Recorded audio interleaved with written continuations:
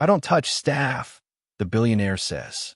The tall white man doesn't bother to hide his annoyance as the older black man extends a steady hand across the gleaming conference table.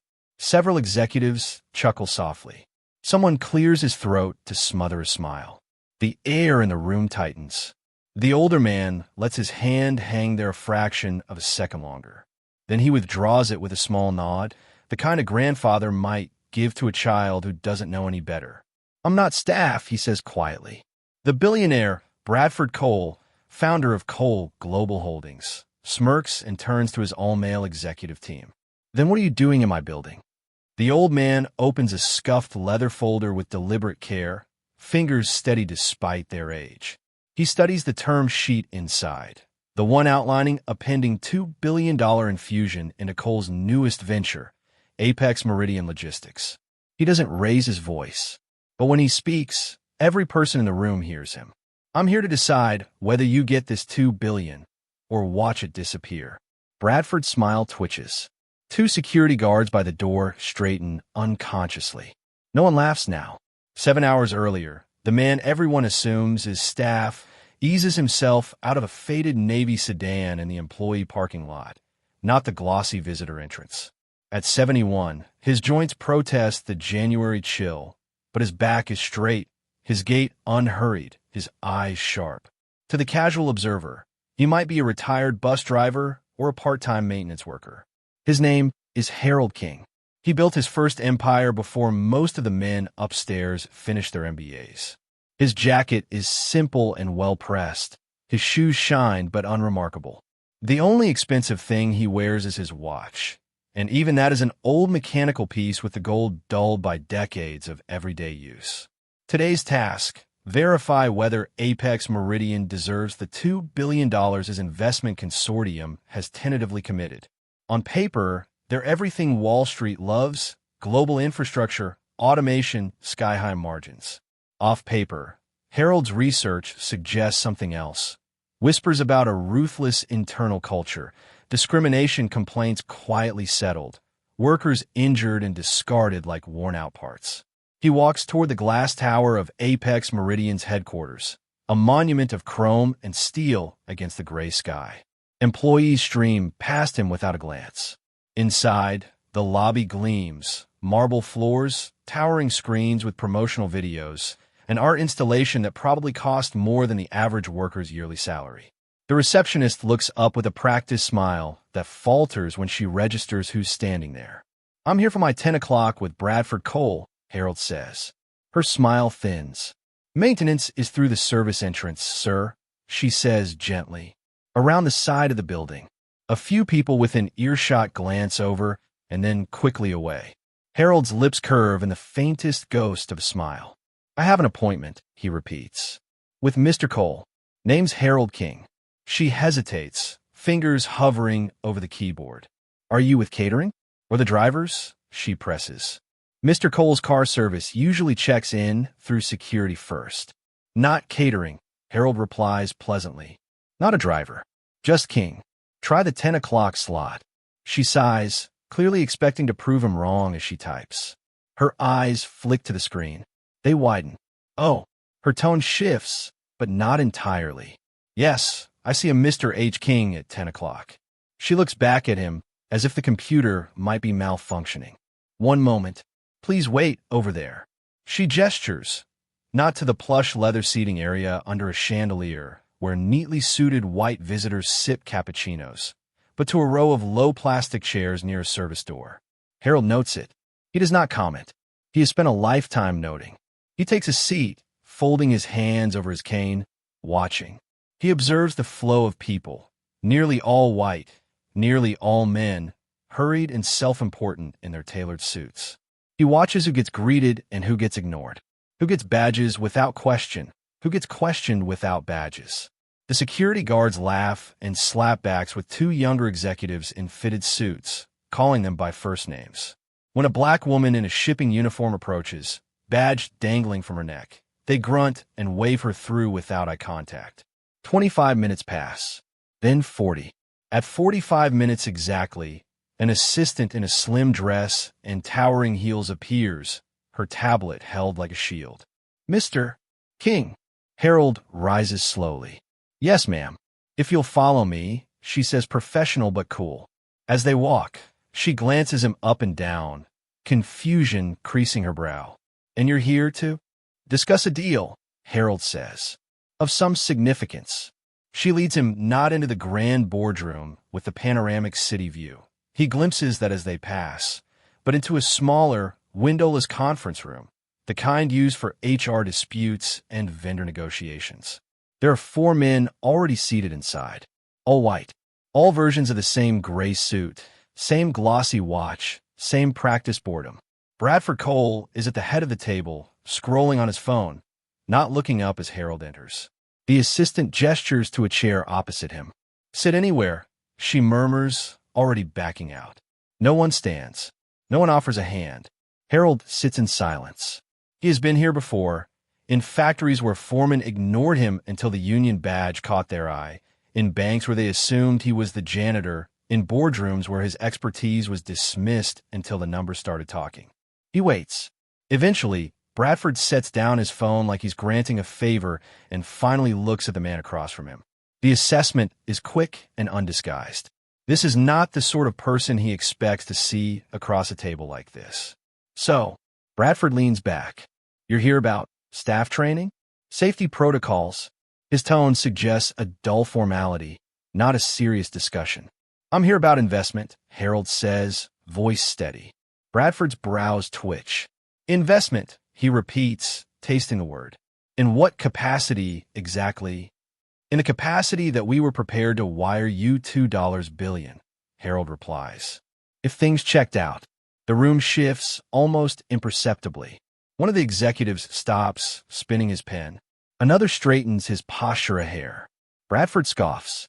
$2 billion, he echoes. Right. On the floor between them, Harold's phone, older, sturdy, nothing like the sleek slabs in their hands, vibrates once. He glances down. A message from his CIO, funds cleared. Your call. He taps back a single word, stand by. Bradford launches into a pitch clearly designed for someone he assumes is unsophisticated. Apex Meridian, he begins, tapping the screen behind him. A can-slide deck lights up. We're revolutionizing global logistics with automation and AI. Don't worry, I'll keep things simple. He speaks slowly, over-explaining basic terms. He pauses often, checking whether Harold is keeping up.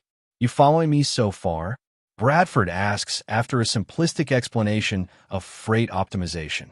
In the corner, one exec whispers something. Another snorts. Harold tilts his head.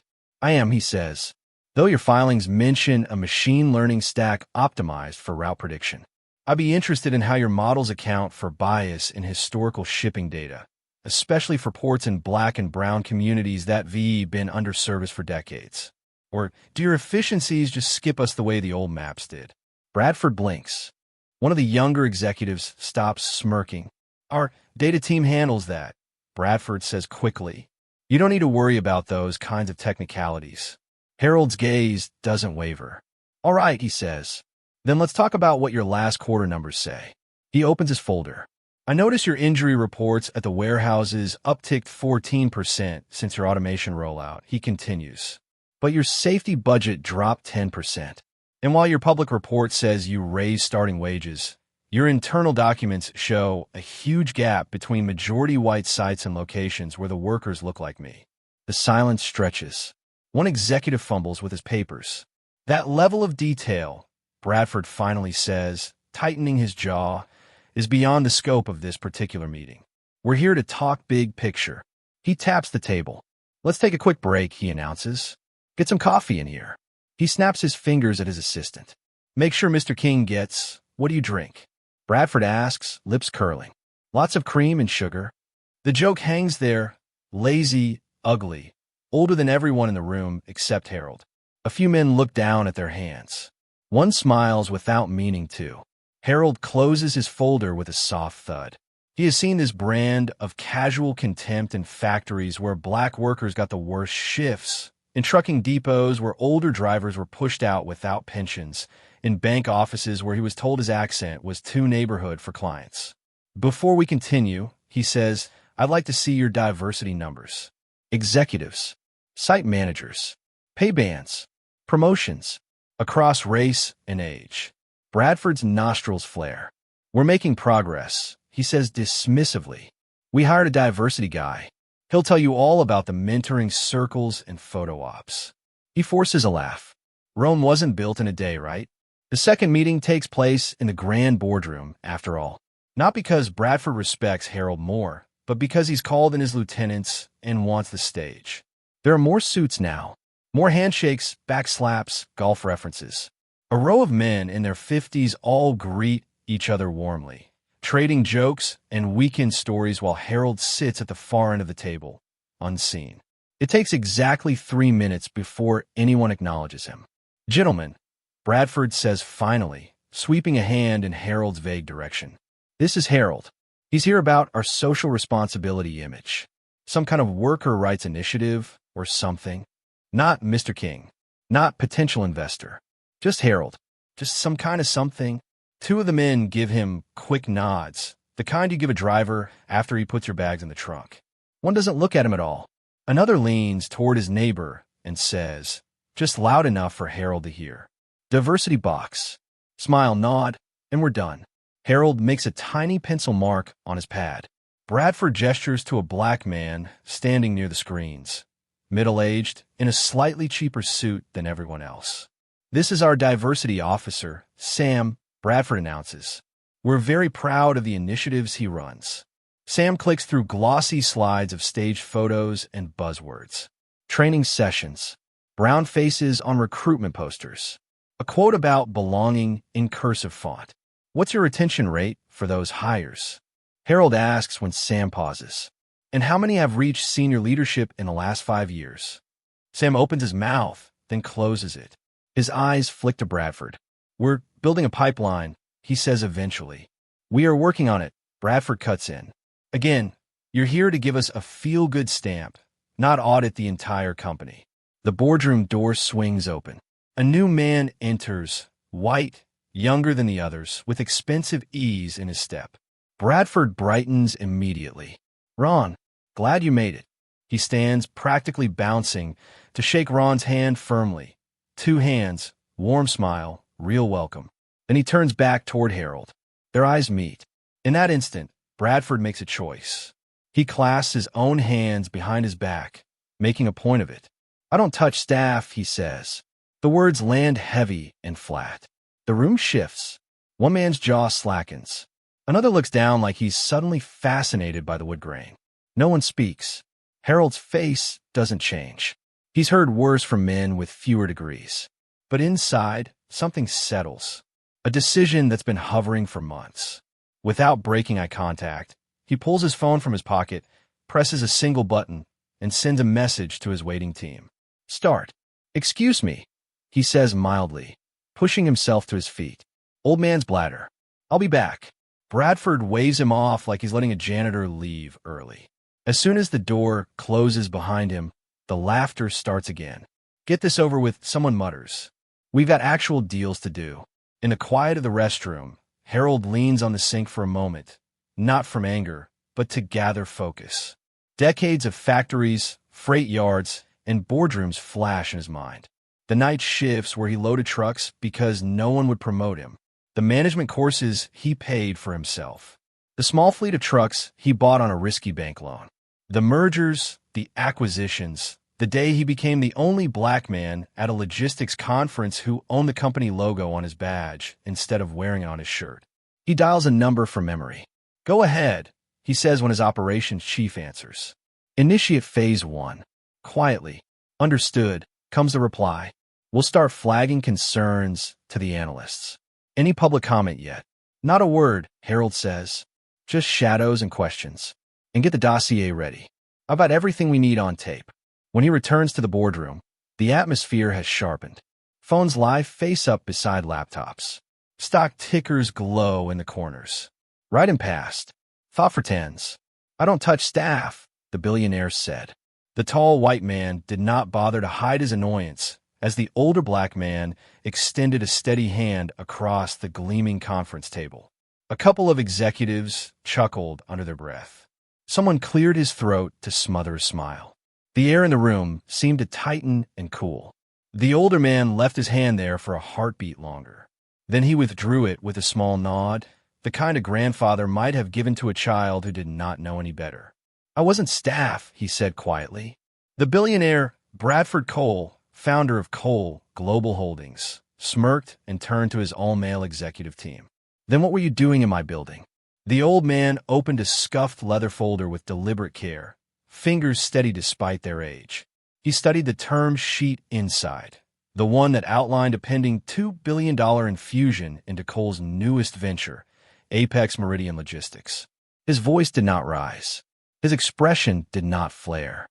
But when he spoke, everyone in the room heard every word. I was here to decide whether you got this $2 billion, he closed the folder softly, or watched it disappear. Bradford's smile twitched and broke. The security guards by the door straightened without realizing it. No one laughed now. 7 hours earlier, the man everyone later swore they had thought was staff eased himself out of a faded Navy sedan in the employee parking lot, not the gleaming front circle where the black SUVs and town cars idled. At 71, his knees protested the cold, but his back remained straight, his pace unhurried, his eyes sharp.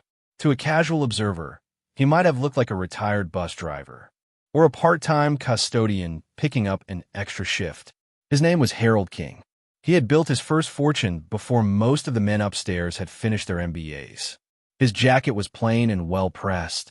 His shoes shined but unremarkable.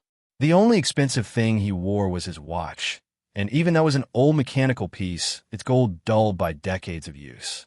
His task that day was simple in description, complex in consequence. Verify whether Apex Meridian deserved the $2 billion his investment consortium had tentatively committed. On paper, the company was everything the market adored.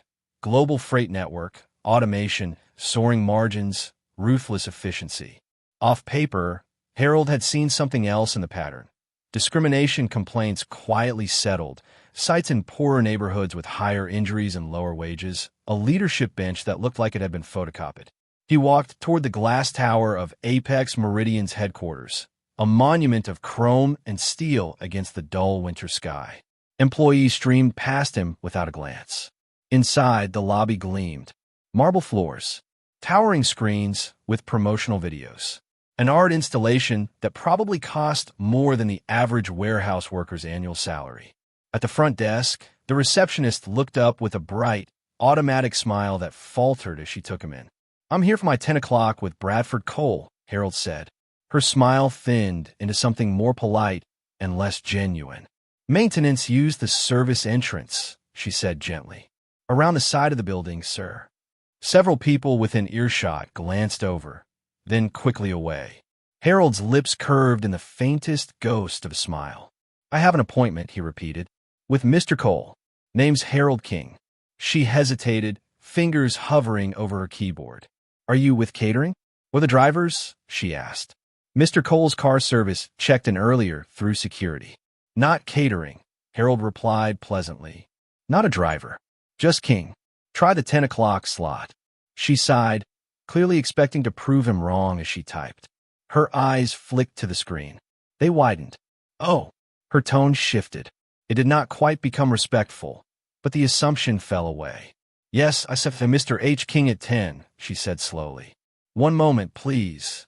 She picked up the phone, murmured into the receiver, then hung up and turned back to him with a tight little nod. "You can wait." "Over there," she said, gesturing.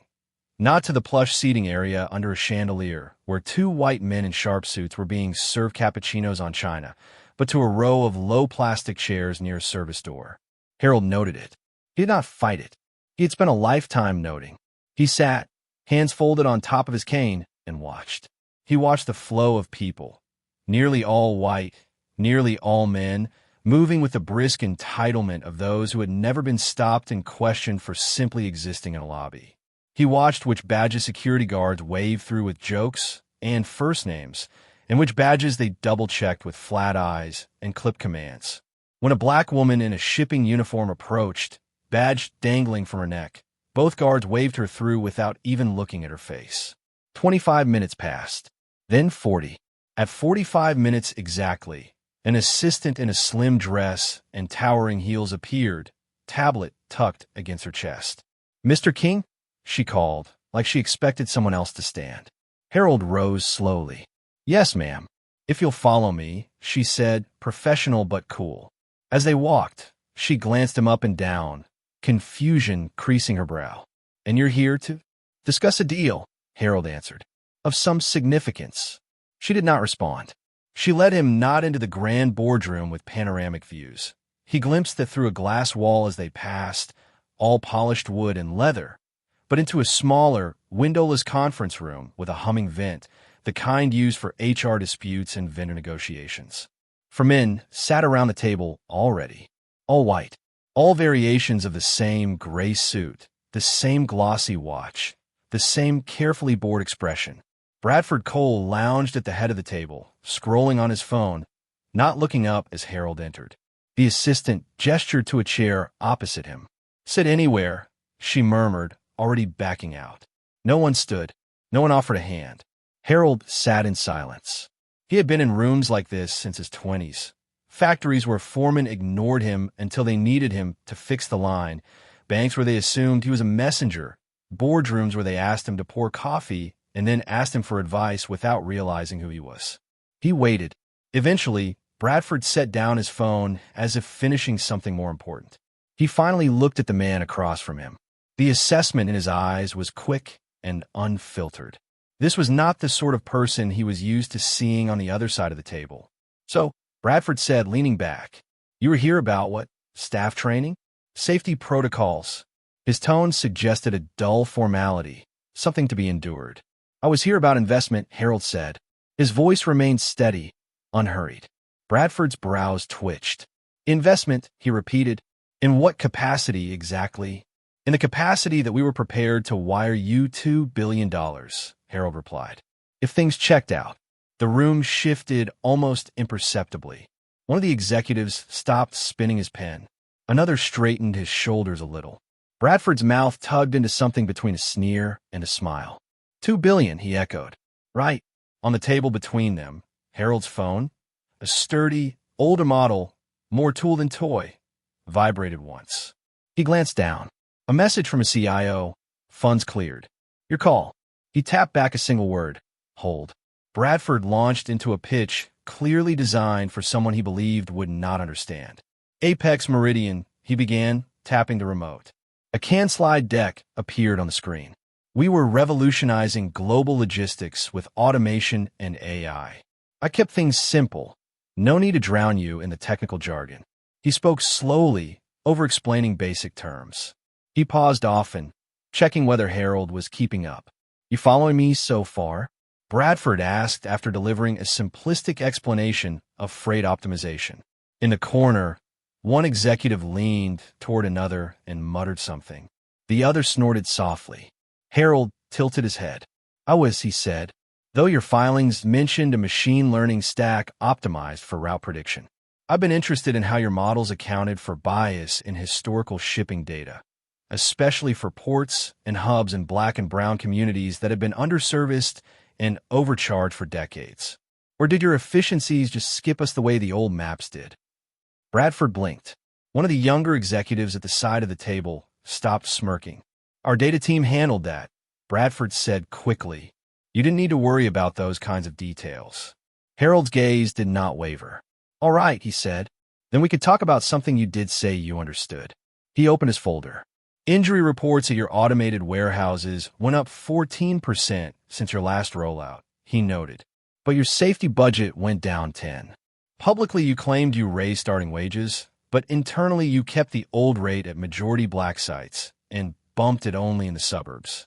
And your executive roster in the last 5 years." That level of detail, Bradford cut in, jaw-tightening, was beyond the scope of this particular meeting. "We were here to talk big picture." He tapped the table with his knuckles. "Let's take a quick break," he announced. "Get some coffee in here." He snapped his fingers at the assistant hovering by the door. "Make sure Mr. King got." "What do you drink?" he asked, lips curling. "Lots of cream and sugar." The joke was lazy and ugly. It had lived far too long in too many mouths. A few men looked down at their hands. One smiled without meaning to. Harold closed his folder with a soft thud. He had seen this style of contempt before. In the freight yards where black workers got the most dangerous shifts, in the offices where older employees were nudged toward the door, in hundreds of tiny decisions that said, "You don't matter as much." Before we continued, he said, "I'd like to look at your diversity numbers. Executives, site managers, pay bands, promotions, across race and age." Bradford's nostrils flared. "We were making progress," he said with a dismissive wave.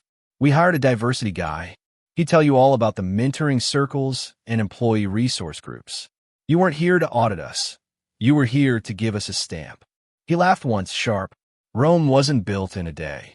The second meeting took place in the grand boardroom, after all. Not because Bradford had grown more respectful, but because he had called in reinforcements and wanted a grand stage for himself. There were more suits now, more handshakes, more backslaps and golf stories. A row of men in their 50s gathered near the windows, exchanging greetings with the ease of people who had been welcomed everywhere their whole lives. Harold sat at the far end of the table, unseen. It took 3 full minutes before anyone acknowledged him. "Gentlemen," Bradford said finally, sweeping a hand in Harold's vague direction. This was Harold. He was here about our social responsibility image. Some kind of worker rights thing. Not Mr. King. Not potential investor. Just Harold. Just some kind of thing. 2 of the men gave him quick, vague nods. One did not look at him at all. Another leaned toward his neighbor and whispered just loud enough for Harold to hear. "Tick the box, smile, and we're done by lunch." Harold made a tiny pencil mark on his pad. A black man in a slightly cheaper suit than the others stood off to the side, clutching a clicker. "This was Sam, our diversity officer," Bradford announced. "We were very proud of the initiatives he ran." Sam clicked through glossy slides of staged photos and buzzwords. Training sessions, slogans. A picture of Bradford at a charity gala with a caption about giving back. "What was your retention rate for those new hires last year?" Harold asked when the presentation paused. "Specifically the women and the people of color?" Sam opened his mouth, then closed it. His eyes flicked toward Bradford, searching his face for permission. "We were building a pipeline," he said haltingly. "We were working on it," Bradford cut in. "Again, you weren't here to run a census. You were here to show the world we cared." The boardroom door swung open. A new man walked in, white, younger than the others, with an easy confidence that came from never having been told to use the service door. "Ron, glad you made it," Bradford exclaimed. He stood immediately and crossed the room to meet him, hand extended in genuine welcome. Their handshake was firm, warm, full of real camaraderie. Then Bradford turned back toward Harold. Their eyes met, and in that instant, Bradford made his choice. He clasped his hands behind his back in a theatrical gesture. "I didn't touch staff," he said plainly. The words dropped into the room like a stone into still water. Ripples of shame and smirks spread outward. One man's jaw slackened. Another stared at the table as if the grain work suddenly fascinated him. No one spoke up. No one said, "That's not right." Harold's face did not change. He had learned long ago that anger in moments like that cost him more than the other man. Inside, however, a long, slow calculation clicked into place. Without looking away, he reached into his jacket, pulled out his phone, and pressed one button. To his waiting team, he sent a single word: execute. "Excuse me," he said mildly, pushing himself up with his cane. "Old man's bladder. I'll be back." Bradford waved him off with a flick of his wrist, already turning back to Ron. As soon as the door closed behind Harold, the room loosened. Laughter returned. "Let's get this show over with," someone muttered. "We got real money to talk about." In the quiet of the restroom, Harold set his cane against the wall and leaned on the sink, not from hurt, but to gather his focus. Decades flashed through his mind. The night shifts, the smell of diesel, the bank manager who had referred to him as boy, while denying his first loan, the first truck he had bought in spite of it, the second, the 10th, the day his company's logo had rolled into ports that once refused to sign contracts with him. He dialed a number handwritten into his bones. Phase 1 is live. his operations chief said immediately, not bothering with a greeting. We've already started expressing concerns to key analysts. No statements yet, just questions. Stock was down 0.8 in the last 15 minutes. Good, Harold said. Keep it subtle. Make it look organic. And get the documentation package ready. We have the tapes, the chief confirmed. Audio is clean. Captured everything from the lobby to the boardroom. Harold ended the call and looked at his reflection. The man in the mirror was not the young dock worker who had loaded boxes faster than 3 men combined. He was not the exhausted 30-year-old driving overnight routes and showering at truck stops to save money. He was a man with power now. The question had never been whether he had it. The question had always been what he would do with it. When Harold returned to the boardroom, the air had changed. Phones lay face up beside laptops, screen corners flashing. One of the wall monitors now showed a muted news channel with a ticker of market data scrolling beneath. Is something wrong? Harold asked, his tone mild. Nothing that concerned you, Bradford said curtly. Just some market noise. These things happened. Sit down, please. We'd covered what we needed to cover. I understood, Harold replied pleasantly. I just needed one final conversation with you alone, Mr. Cole. Then I'd be out of your building. Bradford's irritation flared. He looked around at his team, outweighed his options, then sighed. Fine, he said. Let's wrap this up.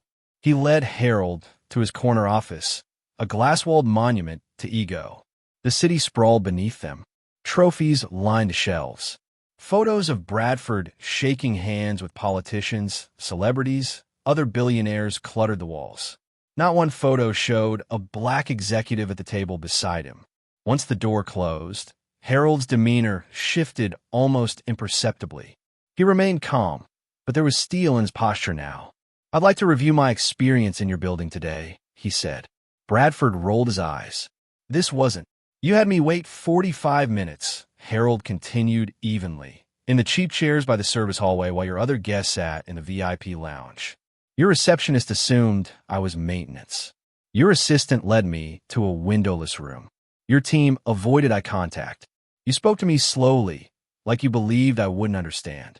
You dismissed my questions, cut off your own diversity officer, introduced me by first name only, and finally announced that you didn't touch staff when I reached out my hand. Bradford opened his mouth again. Harold kept talking.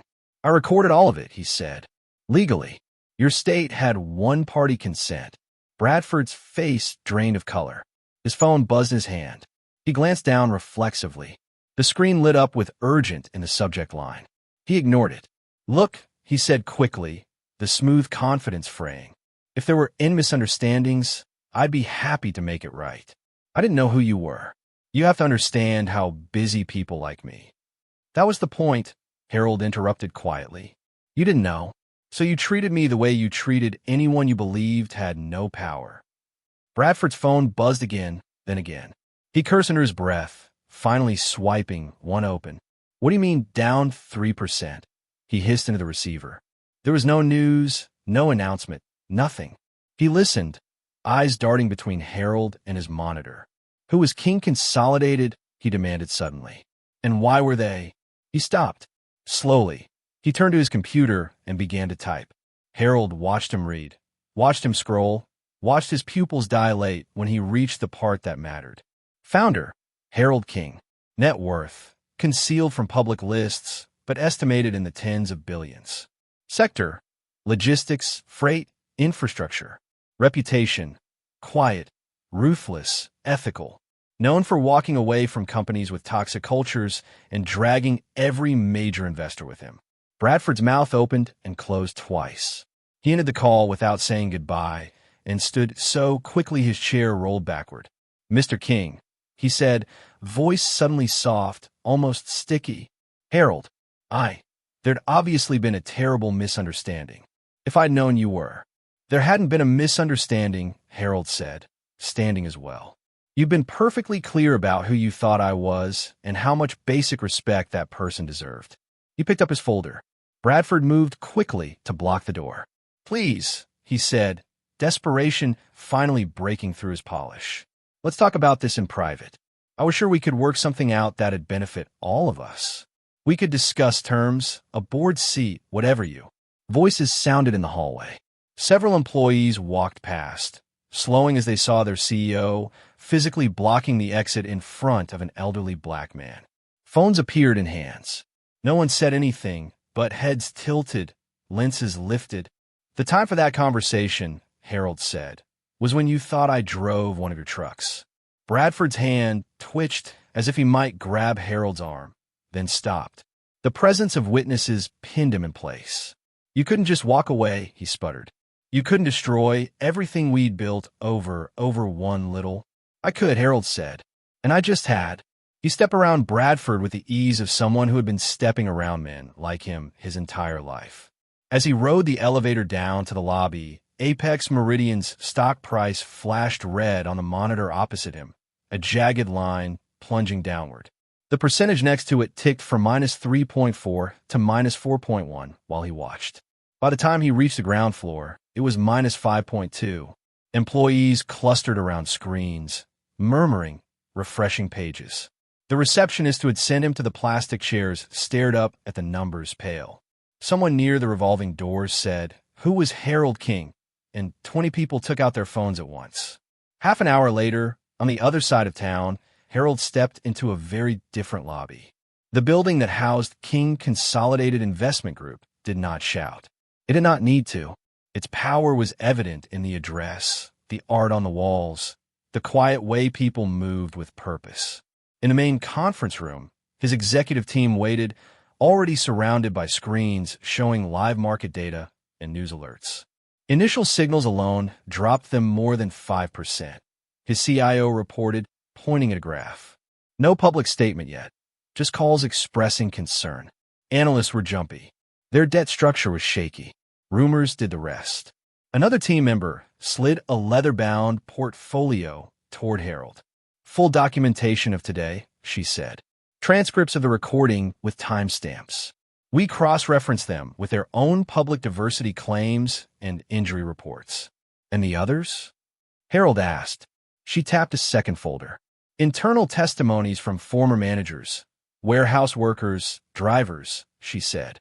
"Patterns of discrimination, wage gaps, safety violations."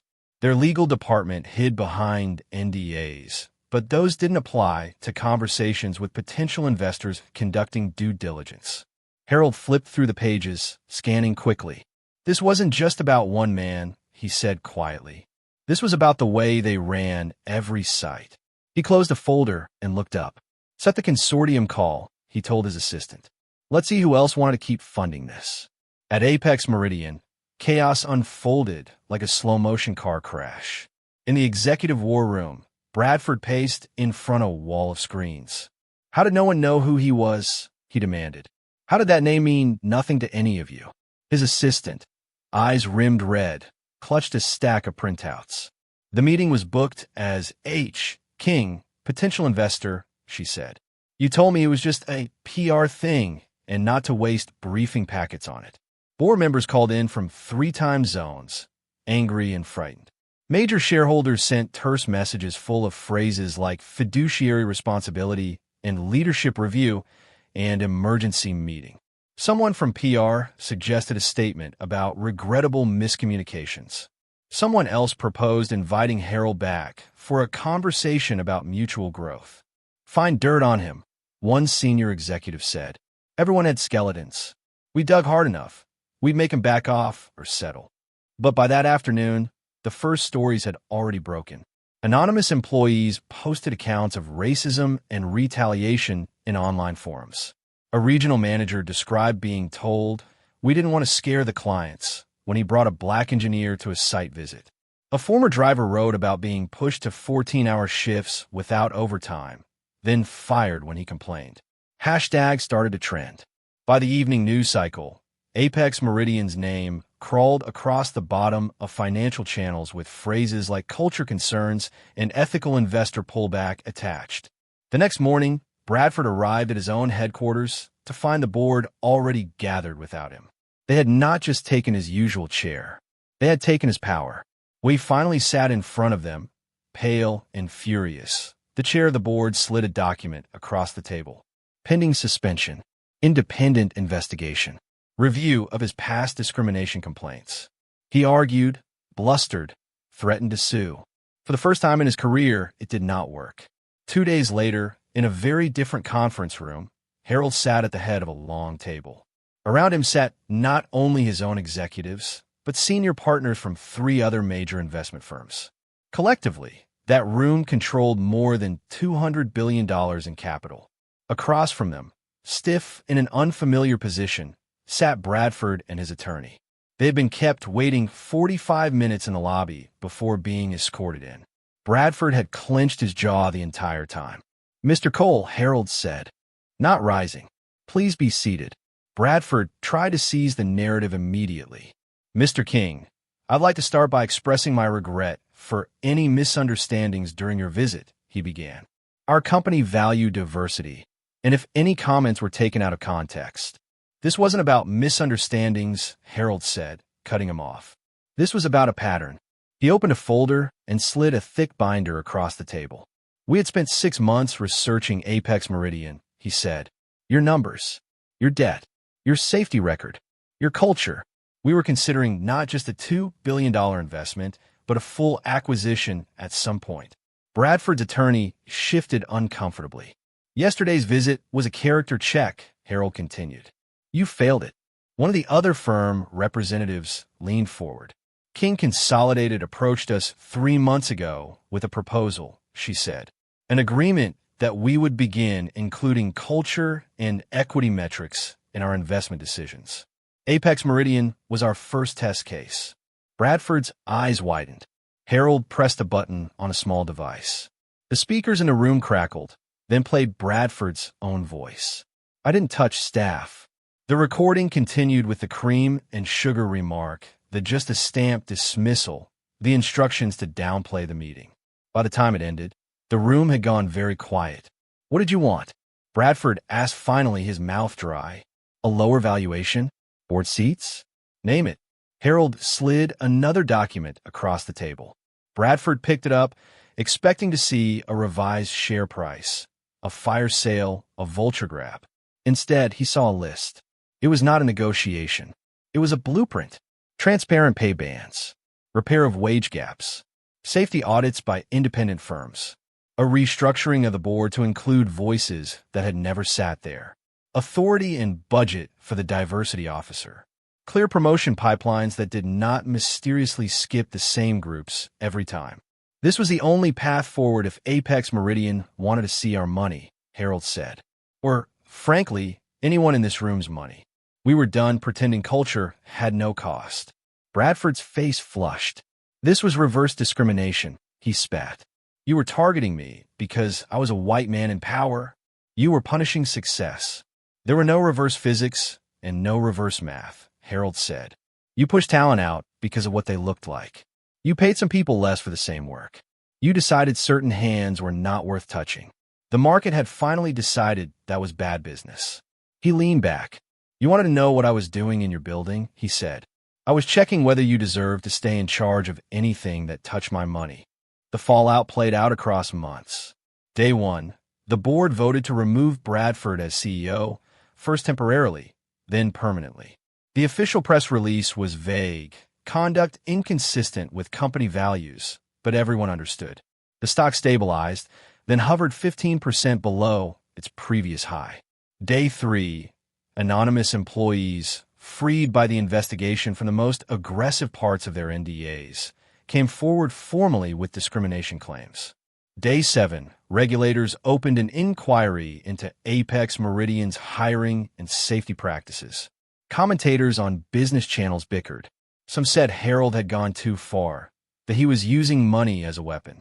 Others pointed to the numbers, the lost productivity, the lawsuits, the turnover, the injury costs.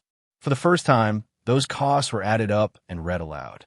A few months later, the case against Bradford himself reached a hearing. Former assistants testified that he had instructed staff to treat visitors differently based on race and perceived status. Internal emails surfaced where he had joked about not wanting diversity hires just to make the photos look good, but needing them for the brochures. He insisted he had run a meritocracy. Graphs of pay gaps and promotion patterns told another story. He was barred from serving as an officer in any public company for a decade. From the back row, Harold watched none of it with glee. This was not about one man's humiliation. It was about the message that rippled out to every boardroom that had quietly decided the same things Bradford had said out loud. 1 year later, a conference hall on the other side of the country filled with investors, executives, and analysts. The featured panel on the main stage was called, bluntly, The Cost of Culture. Harold sat in the center seat, a cane resting against his chair, suit simple as always. On one side of him sat the new CEO of Apex Meridian, a black woman who had once been passed over for promotion 3 times. On the other side sat one of the major fund managers who had signed on to the new investment standards. The moderator gestured toward a slide behind them. Last year, Apex Meridian faced a crisis of leadership, he said. Today, under new management and with reform practices, the company was outperforming its old high by 12%. He turned to Harold. Mr. King, did you expect this outcome when you walked away from that $2 billion deal? Harold smiled just a little. I expected one of 2 outcomes, he said. Either the board would refuse to change, and the company would eventually collapse under the weight of its own problems. Or it would change, and it would prove what I believed for a long time, that treating people fairly was not just decent, it was efficient. Slides showed adoption rates for the new standards. Dozens of firms had begun tying their investments to culture metrics. Dozens of companies had volunteered for audits rather than waiting to be exposed. Some corners of the business world grumbled about woke money. Most of the market simply watched the returns. The numbers argued more convincingly than any speech. Back at King Consolidated's headquarters, the story had already become old news. There were new deals to examine, new factories to inspect, new boardrooms to weigh. Harold kept one ritual for himself. Once a month, he hosted a small group of younger people in his office. Truckers who had started their own freight companies, warehouse supervisors who had started learning the language of term sheets, black and brown entrepreneurs from neighborhoods that global capital had long pretended not to see. He sat with them in a circle of comfortable chairs instead of at the long table, and he told them the pieces of his story they did not find in the business press. He told them about the time a bank manager had called him son and denied his loan, and how he had gone to a credit union instead. He told them about learning to read financial statements at his kitchen table at night after 12-hour shifts. He told them that power compounded like interest, painfully slow at first, then suddenly obvious. One evening, a young man in work boots and a collared shirt asked the question that had been hanging in the air all night. How did you keep from cussing that man out when he said he didn't touch staff? He asked. I would have snapped right there. Harold chuckled once. I had been cussing men like him out of my head for 50 years, he said. But that day wasn't about me feeling better for 5 seconds. It was about making sure a whole lot of people would be treated better for the next 50 years. He leaned forward, hands resting on his cane. I had worked too hard to get power just to use it the way they had used theirs, he said. If all I did was reverse who got mistreated, that wouldn't have been justice. That would have just been revenge with better suits. They fell quiet. Outside the window, the city lights flickered. Inside, the old man who had once been mistaken for staff considered the next generation who might never be. Money always spoke, he said. For a long time, it spoke mostly for the people at the top. Now, it was starting to say something else. The question was what you'd do when you finally held the microphone. He picked up his notebook and tapped it with one finger. Remember, he said, real power wasn't measured by whose hand you refused to shake. It was measured by who you insisted got a seat at the table. And somewhere in a boardroom far away, another executive looked at a visitor who did not look like what he expected an investor to look like, paused, and, remembering headlines and stock charts and one old man's quiet face, stood up, extended his hand, and offered respect first.